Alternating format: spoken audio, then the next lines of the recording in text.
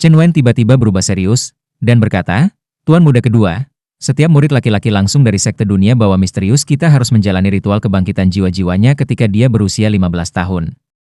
Kebangkitan ini sangat penting bagi kamu.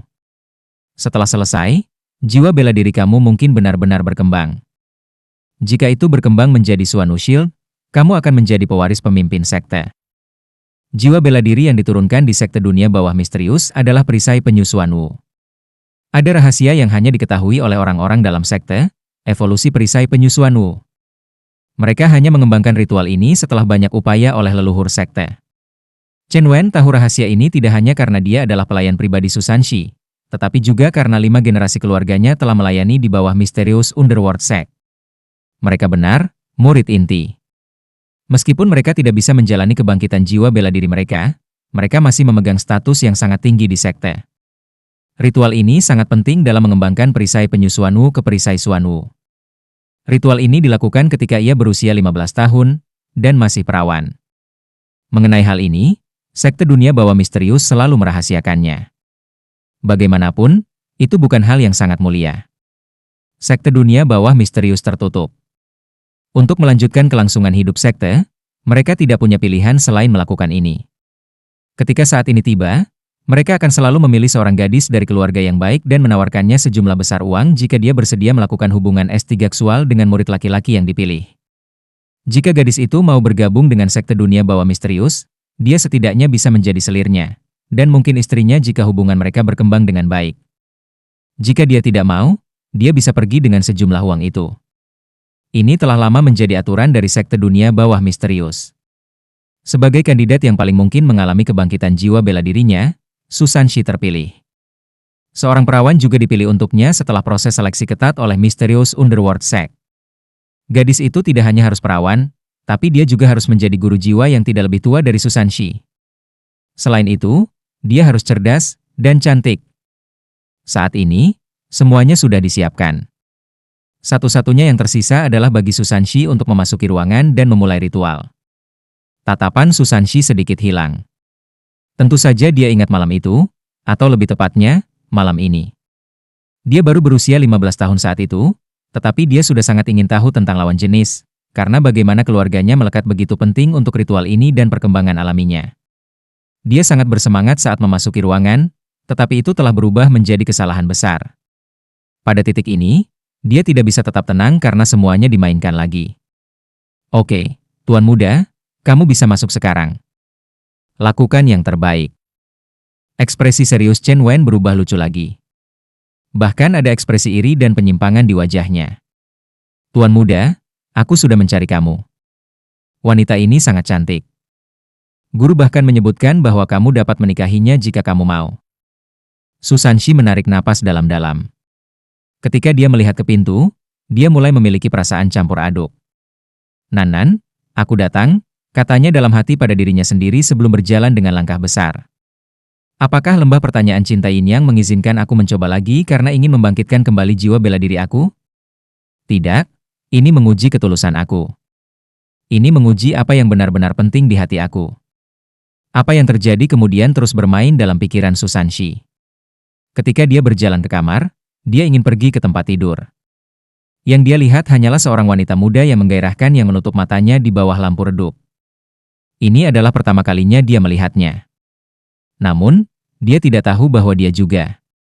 Karena beberapa alasan, dia tidak punya pilihan selain melakukan ini. Dia menekan Jiang Nanan, tapi tubuhnya yang kaku gemetaran. Susanshi mencoba beberapa kali, tetapi dia tidak berhasil. Akhirnya, dia memutuskan untuk mencoba posisi yang pernah diolok-olok pamannya. Dia membaliknya dan menekan ke bawah dari belakang. Namun, dia masuk ke lubang yang salah, hanya untuk menemukan bahwa dia tidak dapat berhenti, karena proses evolusi telah dimulai. Susanshi sangat berbakat. Perisai penyu Suanu akhirnya masih berevolusi, tetapi evolusi itu tidak lengkap. Itu hanya perisai Suanu setengah jadi. Kejadian ini adalah alasan mengapa Jiang Nanan begitu mengucilkannya. Susanshi juga menyadari bahwa dia telah membuat kesalahan besar, tetapi dia tidak dapat membantu apa yang sudah terjadi. Dia pergi setelah insiden itu. Ketika Susanshi melihatnya lagi, dia sudah berada di Akademi Shrek. Saat ini, Susanshi memiliki perasaan campur aduk ketika adegan ini diputar ulang dalam benaknya. Ketika dia melihat Jiang Nanan, dia hanya memiliki gairah yang membara terhadapnya. Namun, Jiang Nanan memperlakukannya seolah-olah dia adalah binatang yang brutal. Sejak itu, dia telah melalui banyak hal sebelum akhirnya bersama Jiang Nanan. Dengan bantuan kencan takdir Dewa Laut, dia berhasil membuat Jiang Nanan menerimanya. Namun, dia tahu bahwa dia masih belum melupakan apa yang terjadi, meskipun dia menerimanya sekarang. Itu juga telah mempengaruhi hubungan mereka. Baru-baru ini dia rela memegang tangannya, memeluknya, dan menciumnya. Jiang Nanan pernah mengatakan kepada Susanshi bahwa dia masih terluka secara emosional dari insiden itu, dan membutuhkan lebih banyak waktu. Saat ini, Susanshi harus menghadapi gadis ini yang matanya tertutup, dan yang menunggunya dengan tenang. Susanshi mengerutkan bibirnya dengan erat dan melihat ke langit. Saat ini, emosinya melonjak, dan akan mengalir keluar. Terima kasih, Love Quarrying Valley. Kamu membiarkan aku menjalani ini sekali lagi. Terima kasih telah memberikan aku kesempatan ini. Aku bersedia memulai lagi dari sini. Terima kasih. Saat dia berbicara, dia membungkuk ke bulan yang cerah di langit. Setelah itu, dia mendorong pintu terbuka dan masuk. Chen Wen agak bingung dengan bagaimana Susanshi bertindak, tetapi masih terus menjaga pintu untuknya. Dia berdiri di luar pintu dan menjaga kamar. Saat dia memasuki ruangan, lampu redup seperti sebelumnya.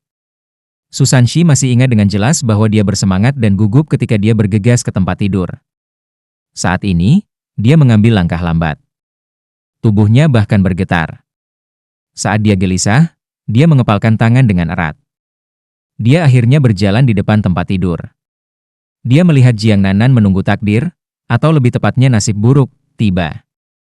Dia mengangkat kepalanya dan dengan paksa menahan air matanya. Dia dengan lembut meluncurkannya dan duduk di sampingnya di tempat tidur. Jiang Nanan bergidik ketika dia merasakan seseorang datang, dan dia menjadi sangat tegang. Iya. Dia masih sangat muda saat itu, sekitar 14 tahun. Aku benar-benar binatang buas. Susanshi mengangkat tangannya dan menampar wajahnya. Pak! Jiang Nanan tampaknya ketakutan oleh suara tiba-tiba, dan tanpa sadar membuka matanya. Dia sangat gugup, dan menatap Susanshi dengan ekspresi ketakutan di wajahnya. Jangan takut. Susanshi berkata dengan lembut. Setelah itu, dia berdiri dari tempat tidur dan berusaha menghiburnya. Jiang Nanan dengan lembut menggigit bibir bawahnya. Dia tidak bergerak ketika dia menatapnya. Susanshi menarik napas dalam-dalam. Aku minta maaf karena membuatmu takut. Percayalah, aku tidak akan membiarkan kamu membahayakan. Tidak sekarang. Tidak di masa depan. Setelah mendengar kata-katanya, Jiang Nanan tampak agak bingung. Dia tidak tahu harus berkata apa saat menatapnya. Susanshi berjongkok di sampingnya sehingga dia bisa melihat lebih dekat wajahnya. Dia dengan lembut berkata, "Namaku Susanshi. Aku tahu bahwa mereka memberi kamu uang untuk menyelesaikan ritual ini dengan aku, tetapi aku tidak akan melakukannya. Aku tidak ingin melukaimu." Jiang Nanan sedikit terpana. Namun, ketakutan dan kecemasannya tiba-tiba menghilang. Hanya saja Susanshi masih diliputi oleh emosi saat ini, dan tidak menemukannya. Kamu Jiang Nanan, apakah aku benar? Susanshi bertanya dengan lembut. Jiang Nanan mengangguk. Dia berada di bawah selimut ketika Susanshi menunjuk ke arahnya dan berkata, "Aku akan pergi ke satu sisi. Kamu bisa mengenakan pakaian kamu kembali. Aku pikir kamu akan merasa lebih aman seperti itu. Kita bisa ngobrol setelah itu." Untuk menenangkan mereka, aku tidak bisa meninggalkan ruangan ini malam ini. Jiang Nanan jelas tertegun. Tapi, jiwa bela dirimu harus diolah. Susanshi memotongnya, aku tidak bisa menjadi binatang buas bahkan jika itu masalahnya. Sudah kubilang aku tidak akan menyakitimu.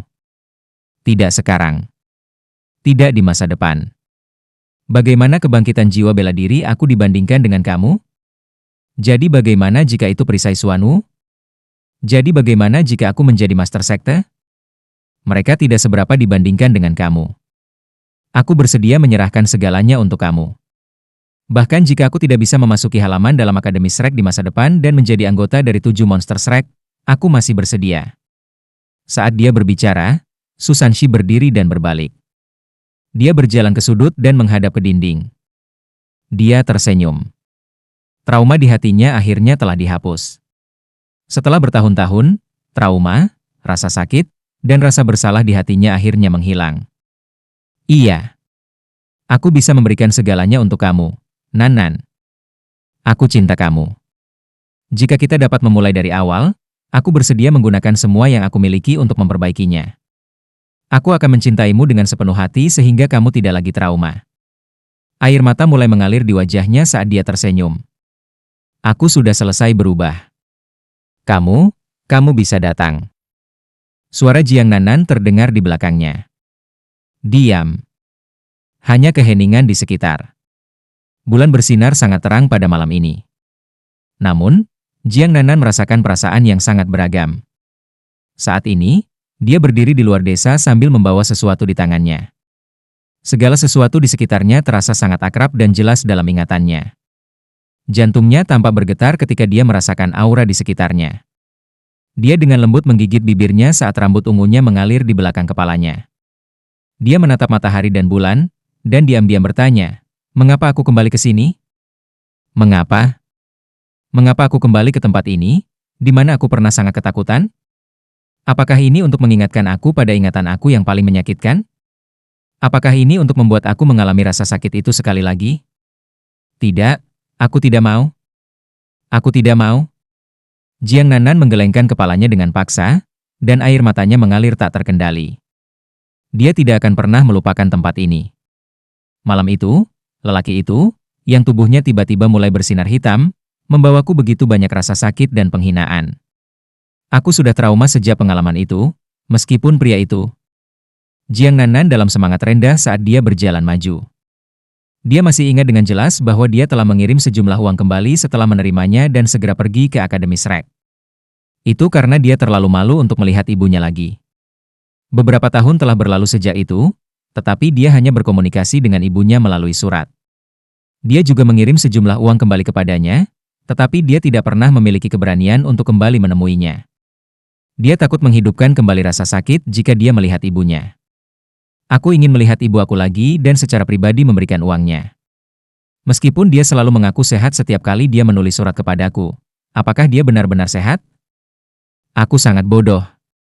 Tidak peduli apa yang telah aku lakukan, ibu akan selalu mencintaiku. Dia akan memaafkanku. Bu, aku sangat merindukanmu.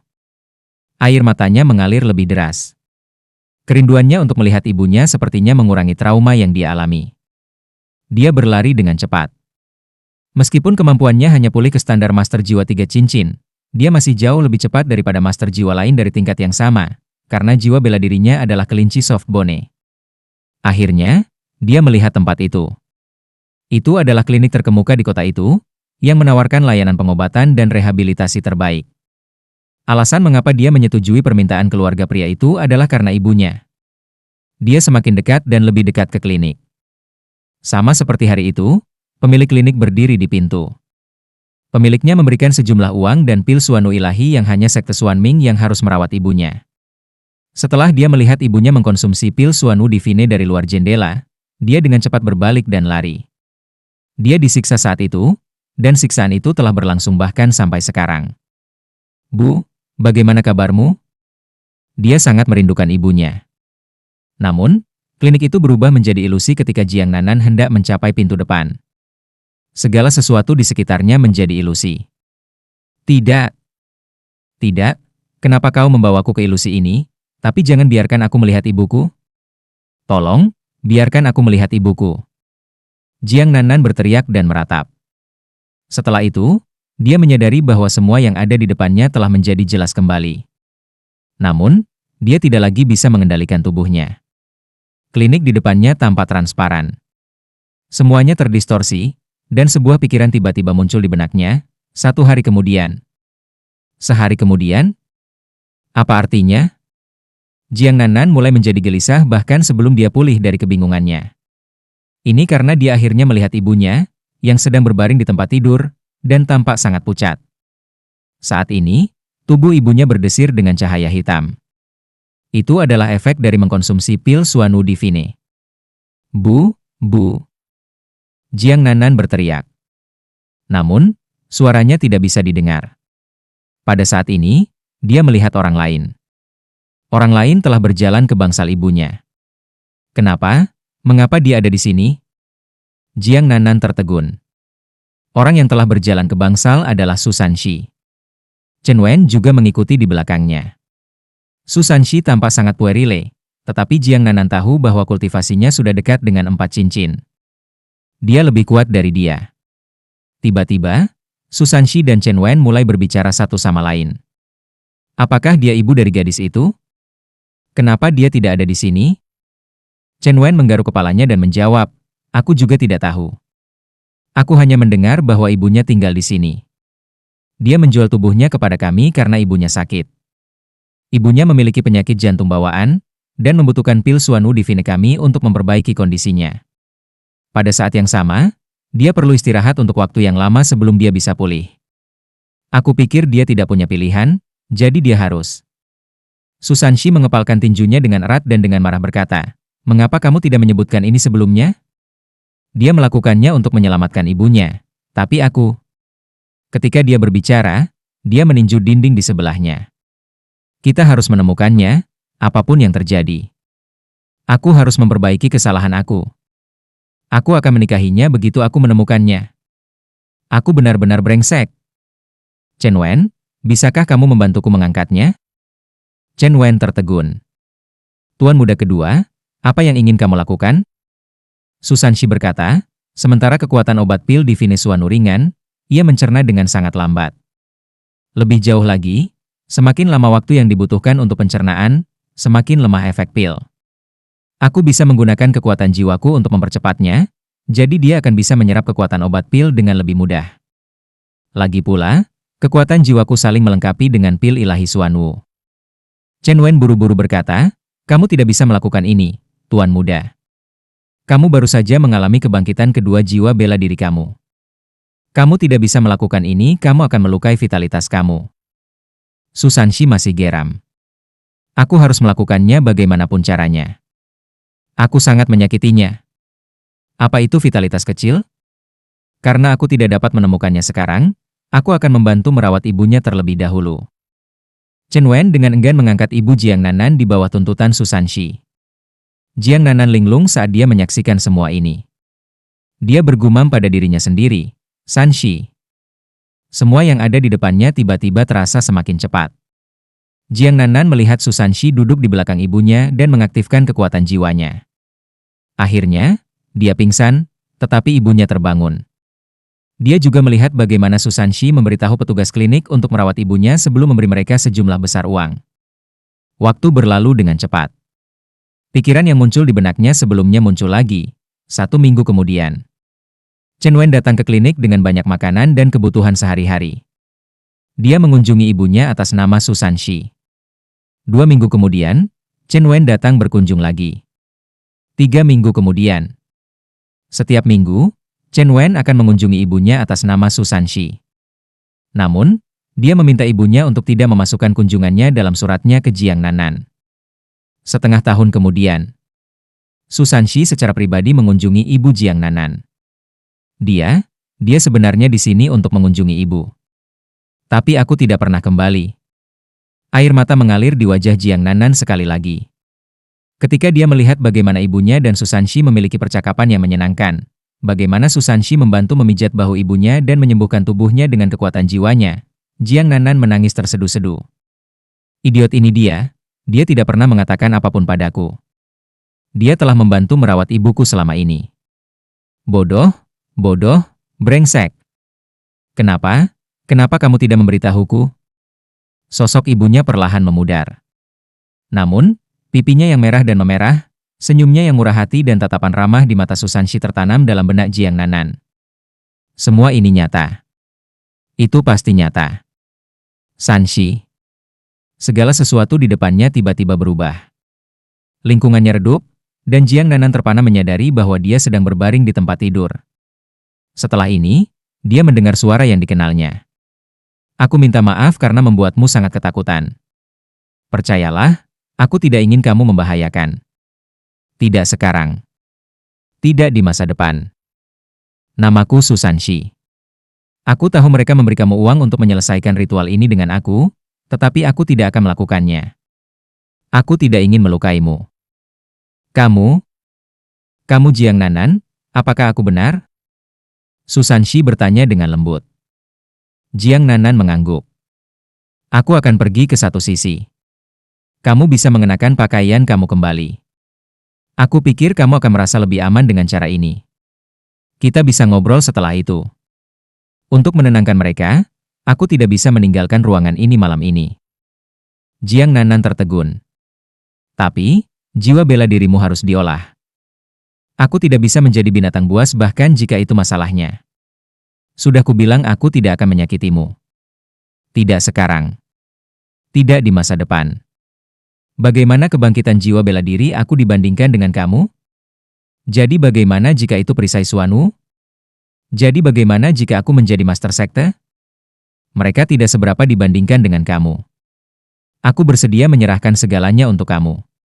Bahkan jika aku tidak bisa memasuki halaman dalam Akademi Shrek di masa depan dan menjadi anggota dari 7 monster Shrek, aku masih bersedia.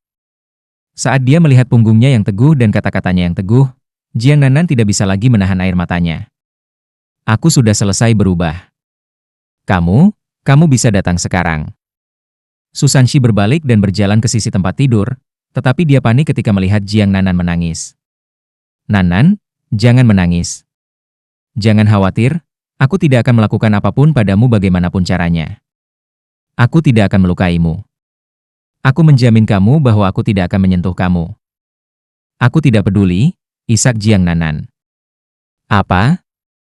Susanshi linglung ketika dia melihat Jiang Nanan tiba-tiba duduk di tempat tidur. Dia tidak mengenakan pakaian apapun, dan gerakannya menunjukkan bahunya yang putih dan lembut. Apa katamu? Jiang Nanan tiba-tiba melompat ke arahnya dan memeluk lehernya. Suaranya hampir tak terdengar karena dia menangis. Aku bilang aku tidak peduli. Bodoh, aku bilang aku tidak peduli. Aku mencintaimu, Sanshi. Lingkungan mereka langsung menjadi sangat sunyi. Namun, tubuh Susanshi dan Jiang Nanan mulai berubah. Setelah beberapa saat, mereka kurang remaja, mereka telah kembali ke diri mereka yang berumur 20 tahun. Tempat tidur itu masih ranjang yang sama sejak 5 tahun lalu. Namun, tubuh dan hati mereka lebih erat daripada luka 5 tahun yang lalu saat ini. Dia tidak akan memasuki lubang yang salah kali ini. Cahaya hitam yang menandakan evolusi jiwanya muncul sekali lagi. Di luar kamar mereka, matahari keemasan dan bulan perak tampak melengkung bersama dalam senyuman. Padang rumput tanpa batas menyebar di depannya, tanaman rambat blue silver grass hijau bergoyang-goyang tertiup angin lembut. Ketika mereka berayun, mereka sepertinya meluas tanpa henti. Ketika Zhang Lexuan menemukan dirinya di tempat seperti itu, matanya mulai bersinar terang. Dia selalu menyukai perasaan tanpa batas semacam ini. Hijau tak berujung, udara yang menyegarkan, sinar matahari yang cerah, dan burung-burung yang sesekali terbang semua meninggalkannya dalam suasana yang menyenangkan. Seolah-olah semua masalahnya perlahan-lahan hilang, satu napas pada satu waktu. Di mana ini? Tidak ada tempat seperti itu di benua itu dalam ingatan Zhang Lexuan, atau setidaknya, tidak dia tahu.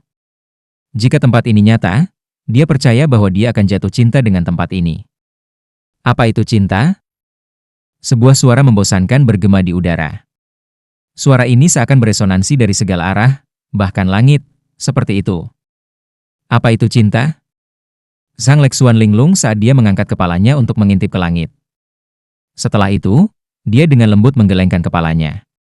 Dia tidak pernah jatuh cinta. Bagaimana dia bisa tahu apa itu cinta? Dalam hatinya, hanya ada satu orang yang dia sukai. Cinta adalah tentang memberi dan mengabdikan diri sendiri. Ini juga tentang perhatian dan tidak memedulikan hal lain. Suara nyaring tiba-tiba menjadi lembut, seolah-olah itu adalah angin sepai-sepai menyapu dia, menghibur jiwanya. Cinta itu egois, posesif, dan hadir di mana-mana. Itu juga akar dari banyak rasa sakit. Namun, kita tidak bisa hidup tanpa cinta. Kehidupan tanpa cinta tidak lengkap. Apakah kamu mengerti? Zhang Lexuan tertawa getir. Aku mengerti. Namun, bagaimana aku bisa melupakan sesuatu jauh di dalam tulang aku? Kamu akan melupakan semuanya sebagai hadiah. Embusan angin mengamuk, menyebabkan daun mengepul ke atas. Sama seperti mereka, Roh-roh Zhang Lexuan juga terangkat ke udara. Gunung-gunung yang menggigit dingin dan hembusan angin. Ah! Ning Tian berusaha menjaga keseimbangan saat dia menjerit ketakutan. Dia sudah berkeringat dingin. Dia terkejut menemukan bahwa dia muncul di tepi tebing, dan ada lembah yang dalam di depannya. Jika dia harus mengambil setengah langkah ke depan, dia akan menghilang ke lembah yang dalam di depannya, tidak pernah kembali. Ada lembah yang dalam di depannya, tetapi bagaimana dengan di belakangnya? Ketika dia berbalik, Ning Tian melihat banyak gunung di belakangnya. Dia berdiri di puncak gunung. Kamu siapa? Sebuah suara yang dalam bergema ke atas dari lembah. Aku Ning Tian. Ning Tian menjawab tanpa sadar. Kamu siapa? Pertanyaan yang sama diajukan padanya lagi. Aku Ning Tian dari Seven Treasures Glazed Sect. Aku pemimpin sekte berikutnya dari sekte ini. Saat dia berdiri di puncak gunung yang sangat dingin, Ning Tian merasa bahwa emosinya telah lepas kendali karena beberapa alasan. Karena itu, dia berteriak sekeras yang dia bisa tanpa memperhatikan hal lain. Suaranya bergema jauh dan luas dan melalui pegunungan. Bahkan setelah waktu yang lama berlalu, itu tidak sepenuhnya pudar. Kamu terlalu banyak tertekan. Suara yang dalam bergema lagi. Apakah kamu mau menghilangkan tekanan ini? Bagaimana aku melakukannya? Ning Tian bertanya dengan sedih. Sejak dia masih muda, dia adalah putri tunggal dari sekte Master Seven Treasures Glazed Sect. The Seven Treasures Glazed Sect pernah bertemu dengan bencana 10.000 tahun yang lalu, dan hampir hancur total. Setelah 10.000 tahun pengembangan, akhirnya ia kembali memantapkan dirinya sebagai jiwa alat bantu tipe benua, dan sekali lagi menjadi salah satu sekte terkuat di benua itu. Namun, Ning Tian menjalani kehidupan yang membosankan sebagai murid wanita langsung. Satu-satunya hal yang dia lakukan sepanjang hidupnya adalah belajar dan berkultivasi. Dia kemudian melanjutkan untuk memasuki Shrek Academy di puncak kehidupan yang membosankan ini. Awalnya, dia dianggap sebagai anak terpilih dari surga, dan berpikir bahwa dia akan menjadi yang terbaik di antara mereka yang seusia dengannya. Namun, dia segera mengetahui tentang generasi emas Akademi Shrek. Dia bertemu dengan Wang Dong'er yang tak terkalahkan, Dai Huabin yang berbakat, Xie Huanyue dan akhirnya Huo Yuhao, orang yang paling aneh, yang memiliki 2 jiwa bela diri, kekuatan spiritual yang luar biasa, dan bahkan Ultimate Ice. Ketika dia terus bergaul dengan mereka, dia menyadari bahwa dia tidak sebagus yang dia kira. Meskipun dia masih sangat luar biasa, sorotan matanya telah sepenuhnya dicuri oleh yang lain. Jelaslah betapa tersiksanya perasaannya. Dia pernah mencoba berkultivasi lebih keras. Namun, jiwanya adalah tipe tambahan. Itu adalah Seven Treasures Glazed Pagoda, yang tidak bisa digunakan untuk bertarung secara langsung. Karena itu sangat sulit baginya untuk berkultivasi. Faktanya, itu sama sulitnya untuk menumbuhkan seperti halnya bagi Huo Yuhao untuk mengolah es tertingginya. Tidak peduli sekeras apapun dia berusaha, itu tidak mengubah fakta bahwa seorang guru jiwa tipe pembantu tidak bisa melebihi seorang guru jiwa pertempuran. Ketika dia melihat bahwa Huo Yuhao, Wang Dong'er, dan Xiao Xiao dinobatkan sebagai juara bersama dengan senior halaman dalam mereka di turnamen Akademi Master Jiwa Canggih Elit-Elit tingkat lanjut, Ning Tian tidak hanya dipenuhi dengan kecemburuan, dia juga dipenuhi dengan kecemburuan. Dan setelah itu, dia tiba-tiba seperti dia tidak mungkin mengejar ketinggalan dari mereka, tidak peduli seberapa keras dia berusaha. Pada saat itu, dia memikirkan kemungkinan lain, yang merupakan harapan yang dimiliki keluarganya untuknya. Sebagai sekte tipe tambahan bantu, banyak penguasa jiwa yang kuat sering meminta bantuan kepada Seven Treasures Glazed Sect. Sebagai salah satu elit dari generasi muda guru jiwa, Ning Tian tahu bahwa dia harus menemukan pelindung yang akan tetap di sisinya suatu hari. Kekuatan orang ini tidak hanya akan menentukan status masa depannya di sekte dan apakah dia bisa berhasil memegang kendali sekte, tetapi juga akan menentukan masa depan sekte itu sendiri. Itu sebabnya dia memilih Huo Yuhao selama takdir Laut Dewa. Dia memilihnya karena dia adalah yang paling berbakat, dan kemungkinan besar akan menjadi individu terkuat di antara generasi yang lebih muda dari penguasa jiwa di masa depan. Namun, dia tidak menyangka akan gagal. Dia kalah, dan kalah tragis pada saat itu. Dia malu seperti gadis kecil ketika dia mengambil inisiatif untuk mengekspresikan cintanya, tetapi masih mendapat penolakan. Ketika penolakan itu datang, rasanya seolah jantungnya ditusuk oleh puluhan ribu bilah, itu sangat menyakitkan. Dia tidak terlalu menyukai Huo Yuhao. Sebaliknya, dia tidak bisa menerima kegagalannya. Pukulan yang diberikan padanya dari kegagalan ini terlalu besar. Untuk jangka waktu tertentu, dia benar-benar sedih. Pada saat itu, hanya Wu Feng yang tetap berada di sisinya. Wu Feng marah pada Huo Yuhao, dan berkultivasi bahkan lebih tanpa lelah darinya. Namun, bahkan ketika Ning Tian melihat semua ini, dia masih memperlakukan Wu Feng sebagai saudara perempuan. Kamu bisa menghilangkan semua tekananmu dengan melompat dari tebing ini. Suara yang dalam bergema lagi. Itu memintanya untuk mati. Ning Tian bingung oleh suara itu. Berbalik? Semuanya akan beres jika aku hanya melompat. Ya. Apa yang lebih baik daripada kematian untuk meringankan tekanan ini? Apa yang bisa lebih mengasyikkan daripada kematian? Kematian? Dia tertawa. Ayo. Tatapan tajam melintas di mata Ning Tian, sebelum dia mengerutkan bibirnya. Tekanan besar yang dia hadapi langsung berubah menjadi kegigihan yang sekarang mendorongnya untuk melompat dari tebing. Dengan itu, dia melemparkan dirinya sendiri ke tepi di depannya.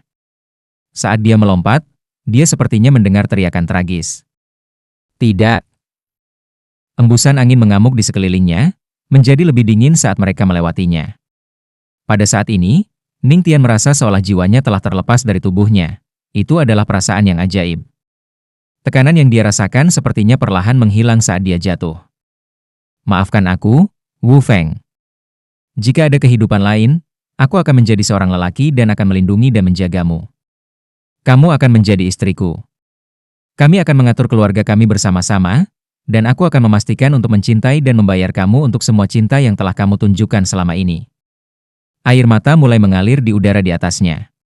Ketika mereka melakukannya, mereka membentuk manik-manik berbentuk mutiara di udara. Meskipun dia jatuh bebas, Ning Tian menyadari bahwa suara itu benar. Tekanan yang dia rasakan tampaknya telah lenyap. Pada saat ini, tidak ada yang tampak penting baginya lagi. Wu Feng berdiri di puncak gunung, menatap ke lembah yang dalam di mana Ning Tian menghilang. Ketika dia menatap ke salju yang tak berujung, air matanya mulai mengalir tak terkendali. Ning Tian, mengapa kamu melakukan ini? Mengapa kamu melompat dari tebing? Mengapa? Dia muncul di sisi lain gunung, dan kemudian diberi instruksi untuk berjalan-jalan. Tepat ketika dia akan tiba, dia disambut dengan adegan Ning Tian melompat dari tebing. Tidak peduli sekeras apapun dia berusaha, dia belum bisa menyelesaikannya tepat waktu. Dia hanya bisa menyaksikan Ning Tian menghilang ke lembah di bawah. Segalanya tampak tidak penting ketika dia melihat itu. Wu Feng tampaknya telah kehilangan jiwanya. Dia terhuyung, hampir jatuh. Ikuti dia. Jika kamu benar-benar mencintainya, kamu harus mencari kehidupan baru dengannya. Suara itu menggema melalui lembah gunung. Wu Feng terkejut. Dia melihat lembah yang dalam di depannya, sebelum mengangkat kepalanya untuk menatap langit dan meratap, Ning Tian, aku datang. Iya. Karena orang yang dia cintai sudah pergi, apa gunanya tetap hidup? Proyeksi naga api tumbuh di belakangnya. Proyeksi ini membawa rasa keanggunan dan gairah, sebelum menghilang bersama dengan Wu Feng saat dia melompat dari tebing kesakitan dan air mata semuanya menjadi sunyi dan damai lagi setelah itu, gunung-gunung masih sedingin biasanya.